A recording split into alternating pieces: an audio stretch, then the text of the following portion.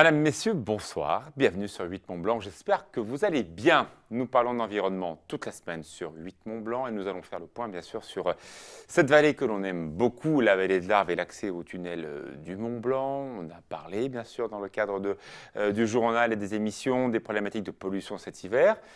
On va voir si les choses avancent. Merci beaucoup à vous, Alain Namias, d'être avec nous. Laure Béchade est juste à côté de vous, spécialiste des enfants, le printemps de banlieue et plein d'autres choses que nous allons voir. Laure qui sort de bouclage, donc on va voir les dernières informations toutes fraîches. Oui, il y a un petit tour d'horizon des événements là, pour cette fin mai, début juin. C'est vrai qu'il y a plein de week-ends prolongés, on ne sait pas toujours quoi faire des enfants. En plus, ça tombait bien, les 1er mai, 8 mai. Il y a l'Ascension avec un pont, il y a Pentecôte aussi. Donc c'est super. Il y a plein d'événements du coup. Très chouette. Bonsoir Pauline. Bonsoir Alexis. Bon, c'est une journée où tout le monde attend, la fameuse liste d'En Marche. Alors si vous regardez l'émission, les rediffusions, vous n'aurez pas tous les candidats d'En Marche parce qu'il y a une première vague de 450 à peu près candidats à la députation sur les 577, ce qui pose aussi des questions chez nous. Exactement, alors on attend toujours à l'heure actuelle cette fameuse liste, que ce soit en Savoie ou en Haute-Savoie. On est dans les starting blocks à la rédac dès que les listes sortiront pour les donner, on l'espère, pour le JT. Et il y en a qui sont déjà, qui sont déjà candidats, c'est les députés sortants, Dominique Dore et Sophie Dion. Dominique Dore en Savoie, Sophie Dion en Haute-Savoie. Ils ont fait leur conférence de presse ce matin pour présenter un petit peu leur programme.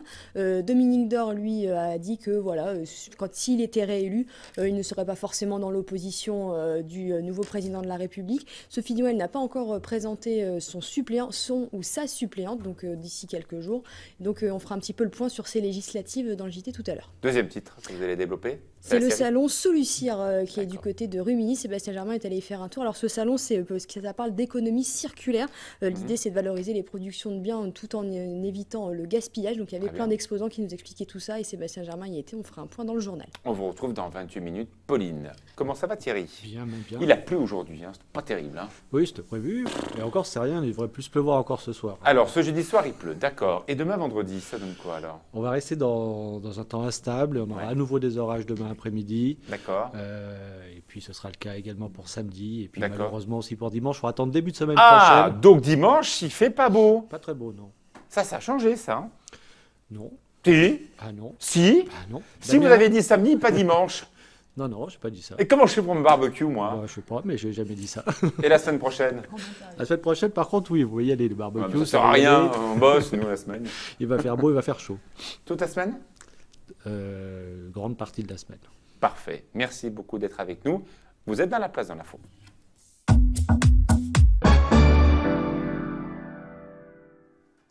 Alain Namias, merci d'être avec nous. La RSMB, donc l'association de respect du site du Mont Blanc, bien entendu. Alors, on parle de cette vallée parce que vous êtes très nombreux à regarder 8 Mont Blanc depuis les villes de Sallanches, de Passy, de Saint-Gervais, de Chède et plus loin, bien sûr, de Bonneville à Cluse en passant par la vallée de Chamonix. Ouais. C'est un sujet saisonnier où, quand on sort de l'hiver, il n'y a plus de problème de pollution. C'est ma question toute simple. Eh bien, écoutez, la réponse est toute simple. Il y a de la pollution tout le temps. Simplement, pendant l'hiver, elle est plus prégnante parce qu'elle se diffuse moins. Et on en parle moins, mais elle est là. Elle est là et elle est toujours aussi grave, malheureusement, pour la santé des gens. On a des images des manifestations. Ouais. Donc, vous êtes intervenu pendant les sessions de vœux des principaux élus. On se souvient, bien sûr, de la session des vœux du maire de Sallanches et à celle de la communauté de communes du Pays du Mont Blanc, qui s'est quand même pas très, très bien passée. C'est vrai. On a vu des tas de médias parisiens qui sont partis aussi vite que s'ils sont venus. Parce que voilà, faire un sujet à quelques jours des vacances de février, c'est facile.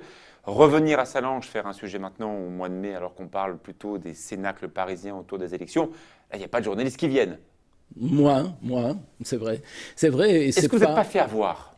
Non, écoutez, c'est pas très gênant parce que d'abord, les journalistes parisiens ont une influence relativement limitée sur les mesures qui peuvent être prises. Ça, c'est la première chose. Si, il y a eu comme une ministre, en l'occurrence Ségolène Royal, qui s'est déplacée. Il y a eu un préfet qui a été que bougé grâce à ça. Alors, est-ce qu'on s'est fait avoir? Moi, je pense que non, parce qu'en fait, il y a eu un avant et un après de cet hiver. Là, on est après. Alors, c'est vrai que on en parle un petit peu moins, mais c'est quand même très incontournable, la pollution dans la vallée de l'Arve.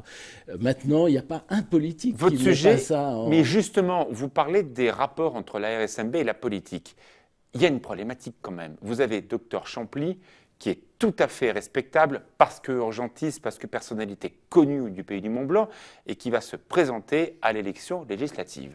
Est-ce que vous ne donnez pas le bâton pour vous faire battre? En clair, eh bien voilà, tout ça a été fait pour préparer la campagne d'un candidat. C'est une question qui est légitime. Oui, oui, on peut se la poser. En l'occurrence, pour la RSMB, nous, ça fait 26 ans qu'on est sur le terrain, qu'on se bat, qu'on est en manif, qu'on fait des tas d'opérations du type des États généraux, qu'on rencontre les politiques, qu'on se bat contre eux, mais surtout qu'on se bat contre les pollueurs. Parce qu'en définitive, s'il y a de la pollution, c'est parce qu'il y a des pollueurs. Oui. Alors, le docteur Champly se présente, c'est très bien. Qu'il y ait des écolos qui se présentent, c'est parfait. Le docteur Vengeant, en l'occurrence, je crois, si je ne me trompe. Qu'il y ait d'autres candidats. M. Armengol aussi, qui est un petit peu à l'arrière des discussions aussi. Oui. Ma question est toute simple. Est-ce que votre sujet, c'est un sujet qui peut être porté par une voix ou non? On considère que tout le monde doit défendre ce dossier. C'est exactement ça. Tout le monde doit défendre ce dossier. Face caméra, ma question, elle est très claire. Sophie Dion est candidate à sa propre succession. Face à ce dossier, a-t-elle été une bonne ou une mauvaise députée? La question est très claire, mais il y a un moment, on a besoin de savoir si les gens qui ont été élus ont été bons ou pas. Mais écoutez, c'est pas à nous de le dire. Nous, Ah bah alors, c'est trop facile. Non, vous voulez pas le dire et vous voulez pousser des candidats face à eux. C'est pas logique. Je vais vous dire. Si on regarde les chiffres de la pollution, on dira elle n'a pas été bonne et les autres décideurs n'ont pas été bons. La pollution n'a pas baissé. Il y a toujours autant de morts, 60 morts par an. Donc, en réalité, on peut dire que le boulot n'a pas été fait. Maintenant, notre job n'est pas de donner des bons points ou des mauvais aux politiques. Parce qu'aujourd'hui, il y a un candidat qui va se présenter face à Sophie Dion qui, très légitimement, peut avoir l'assise de votre association. Alors, on se doute que la grande majorité des gens de la RSMB vont plutôt voter pour Dr Champly. Chacun... Soyez pas naïf. Non, je ne suis pas naïf, j'ai l'air naïf. Non, chacun vote pour qui il souhaite voter, mais d'abord, il n'y a pas que la pollution dans le choix d'un candidat. Vous reprenez les élections des présidentielles, ouais. La commune de Chamonix, c'est la commune des Deux-Savoies dans laquelle le candidat d'En Marche, qui a quelques idées prises à François de Rugy, qui est plutôt écologiste, en tout cas préféré à Marine Le Pen. On rappelle, à Chamonix, le score d'En Marche a été le plus fort des Deux-Savoies. À Chamonix, quasiment 80% des gens ont voté pour En Marche. Ce qui veut dire qu'il y a une réserve de voix formidable pour un candidat qui se présenterait face à Sophie Dion et qui pourrait défendre ces idées-là. Oui, sûrement. Sûrement, mais je dirais que nous, ce n'est pas notre problème. On aura l'interlocuteur qu'on nous donnera. Et puis, vous savez... Vous jouez avec le feu. Non. Vous êtes en train de créer actuellement la même situation que dans Walt Disney, quand on a vu, vous vous souvenez, les balais avec... Vous vous souvenez ce dessin animé? Non. Vous vous souvenez pas? Non, C'était magnifique, je ne me souviens plus du titre, ça va me revenir. Vous êtes en train de mettre un sujet qui est absolument essentiel. On a vu ces enfants qui toussaient cet hiver. On a vu cette réalité, ce n'est pas un mensonge. Non, mais à un moment là, positionnez-vous. Est-ce que vous avez un candidat que vous soutenez et à ce moment-là, les gens ils votent pour ou contre ce candidat, quel qu'il soit? Ou alors vous vous positionnez en neutre. Nous, on ne rentre pas en politique et on soutient personne. Alors, premièrement, on ne rentre pas en politique, mais par contre, la politique nous intéresse de manière très importante. Vous n'êtes pas lisible. Je vais vous dire, on va organiser le 8 juin le débat législatif concernant la pollution, justement, pour la 6e circonscription. Ce qui veut dire que vous allez donc recevoir tous les candidats à la députation, exactement, examiner leurs propositions, absolument, et donc faire un choix. Et on va faire un débat. Non, faire un choix. Mais bien sûr que non, on ne va pas faire de choix. Alors vous positionnez en juge et arbitre, mais sans désigner. On est clairement positionné pour l'écologie, et tous les candidats qui auront des mesures efficaces et qui nous paraîtront à nous efficaces, on va de manière évidente pas les descendre en flammes. Par contre, tous ceux qui nous paraîtront... Mais il peut y avoir 2, 3, 4 candidats qui ont des mesures intéressantes. Et peut-être qu'ils se seront positionnés par rapport aux états généraux de l'air en Vallée d'Arve. Vous faites penser au débat, au mouvement Cinque Stelle en Italie, où les décisions se prennent un peu comme ça, une jolie association avec plein d'idées. C'est ça le principe de Cinque Stelle. On se met au milieu et puis après on voit ce qui se passe. Mais là, il y a urgence. Ce qu'on a vu cet hiver, ça a une urgence. L'an prochain, il y aura des gens qui ne viendront plus au pays du Mont-Blanc parce qu'ils ont peur d'avoir un air pollué. Et en plus, s'il n'y a pas de neige, ça peut poser des questions. Bon, soyons réalistes. Qu'est-ce qu'un député peut faire dans sa circonscription ou à Paris? Donc la démarche de Dr Champly ne sert à rien. Écoutez, moi, c'est pas moi qui vais le dire. La démarche du docteur Champly, elle est personnelle. C'est lui qui a pris cette décision, soutenu par un certain nombre de ses copains. Et c'est parfait. Et je suis absolument persuadé qu'il a eu raison de faire ça. Vous savez ce qu'on fait? Je vous laisse une minute. Je n'ai pas du tout compris votre position. Je vous laisse face caméra expliquer aujourd'hui où est-ce que vous en êtes. D'accord. Et à vous de trancher, c'est plus neutre. Allez-y. Très bien. Alors, c'est très simple. C'est là, en face de vous. C'est la moi, j'ai pas RSMB compris, a donc, une position tout à fait claire qui est premièrement d'être apolitique. Chacun des membres de l'association se positionne, bien évidemment, mais en tant que citoyen, nous sommes des citoyens, un ensemble de citoyens qui agissons, qui essayons d'agir et qui dénonçons. On est des lanceurs d'alerte, mais surtout, on est capable, nous, de dire « voilà les pollueurs ». Vous savez, s'il y a de la pollution, on oublie parfois de se dire que c'est parce qu'il y a des pollueurs. Qui sont les pollueurs? On le sait très bien, c'est le transport, c'est l'industrie. Et s'il y a des... Et pour terminer, désolé, et pour terminer, la météo. nous n'allons pas nous mêler des questions électorales. Nous allons simplement permettre à la population d'entendre chacun des candidats sur cette question de la pollution de l'air. Votre message est passé, on l'a fait souvent, on a souvent reçu la RSMB dans le cadre de ces émissions. Merci beaucoup Alain Amias. Tout de suite la météo, Thierry Paul. Merci.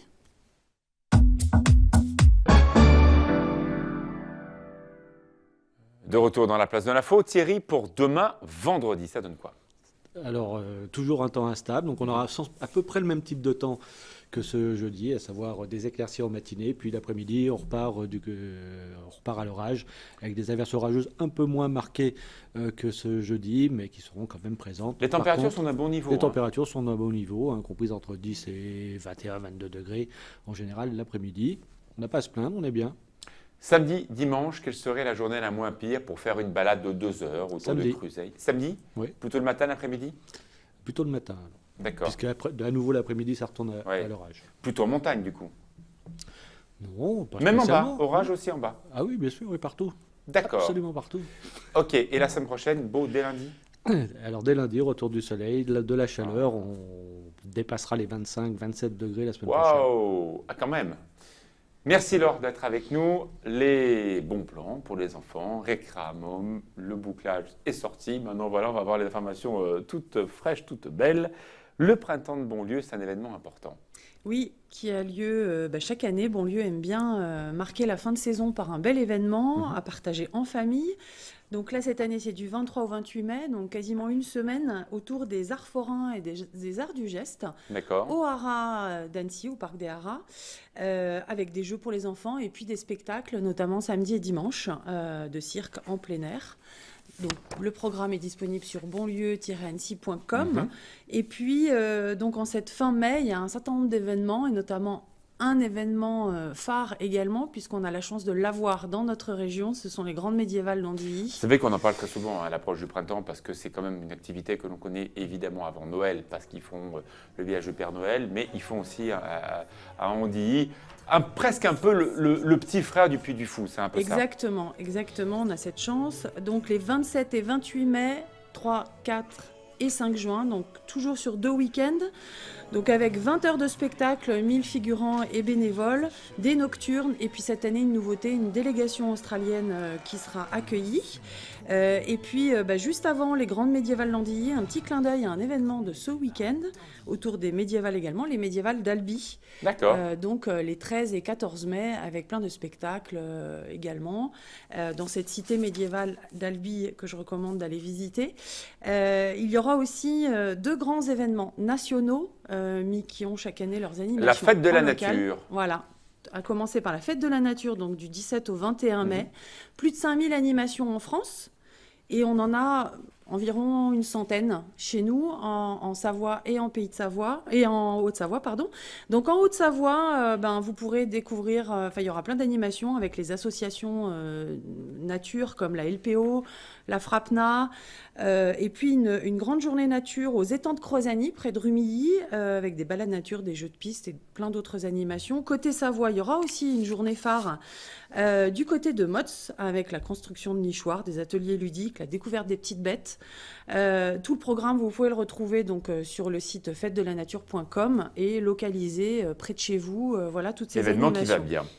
Bien. Alors, Donc, il y a aussi des voilà. événements importants dans les musées qui s'ouvrent aux enfants. La Nuit européenne des musées. Donc, Voilà. c'est le deuxième événement qui revient chaque année au mois de mai. Et là, d'accord. c'est le samedi 20 mai. Une vingtaine de musées et de sites sont ouverts à la visite et ce gratuitement. Donc chez nous, les sites phares qui s'animent pour l'occasion, on va parler du château d'Annecy. De la Turbine Science. Alors là, un gros programme à la Turbine Science, puisqu'on va pouvoir visiter gratuitement les expositions. On va pouvoir se mettre dans la peau d'un homme de Cro-Magnon, tester le tir au propulseur avec la complicité du musée Qu'est-ce que c'est que cette Préhistoire. histoire? C'est comme ça qu'ils chassaient, Une en fait. catapulte, c'est ça? Voilà, D'accord. exactement. Donc, on va pouvoir tester ça.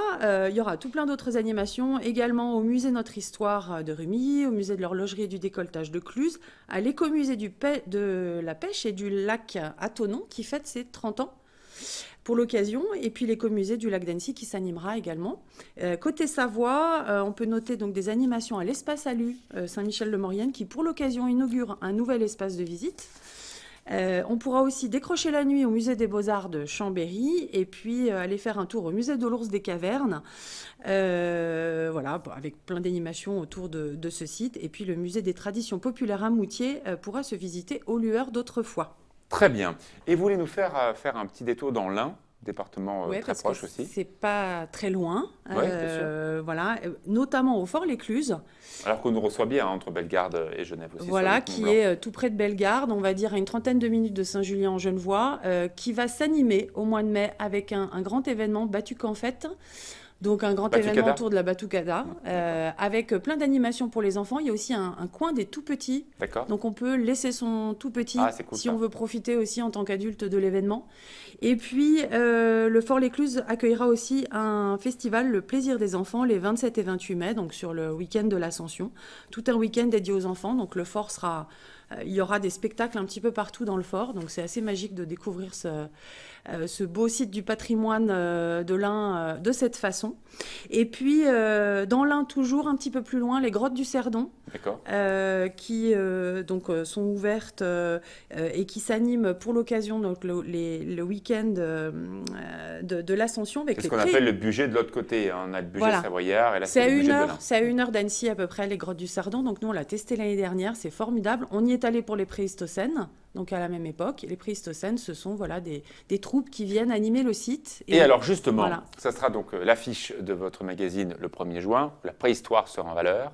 Oui, tout à fait. C'est un sujet, je me suis rendu compte en recherchant que ce soit côté Savoie ou Haute-Savoie, il y avait de formidables sites à visiter sur le thème de la préhistoire, qui avaient des musées aussi de référence. Alors qu'on ne le connaît pas forcément. C'est peut-être un des sites que l'on connaît plus dans d'autres régions, mais nous, on a de quoi faire aussi. Voilà, et puis il y a des expositions aussi, que ce soit à la Turbine Science balade dans l'évolution ou à la Galerie Recart en ce moment, la préhistoire expliquée aux enfants, qui permettent effectivement d'accompagner les enfants dans ce voyage dans la préhistoire.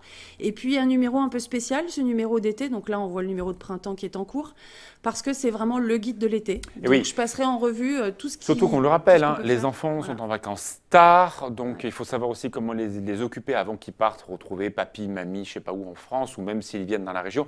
Voilà, c'est l'occasion d'avoir ce vrai numéro qui sort quand en juin. Le 1er juin. C'est un vrai best-seller pour vous, ce magazine. Ah, c'est le gros numéro de... Ouais, bon, bien ils sûr. sont gros toute l'année, mais celui-là monte en pagination et bien entendu avec des thématiques, avec des entrées thématiques beaucoup plus fortes. Il y aura aussi une nouveauté, le top 10 des randos familles en Sympa, Savoie-Mont-Blanc. ça. On sait parfois pas choisir. Voilà. Donc là, ouais. c'est très difficile parce qu'il y a 800 randonnées en Savoie-Mont-Blanc. Bon Alors courage, en hein. choisir Faut toutes 10, les alors tester. toutes ne sont pas adaptées Surtout aux Thierry familles. qui marche pas du tout. Mais voilà, J'en ai 10 testé une. en Ah. tout cas. En quelle année? Il aurait 799. On peut avoir un petit retour d'expérience. En tout cas, il y en a 10 Quelle belles année? qui font aussi émerveiller les Et enfants qu'on de partage par en les famille. paysages et qu'on partage en famille. Merci beaucoup Laure Béchade, merci beaucoup Thierry Paul. On retrouve tout de suite Pauline Courceau. On va essayer de vous donner cette liste des candidats en marche pour les départements de Savoie, de Haute-Savoie. Ça tombe en ce jeudi. C'est tout faux, c'est tout nouveau, c'est pas faux, c'est tout nouveau, tout frais, j'allais dire.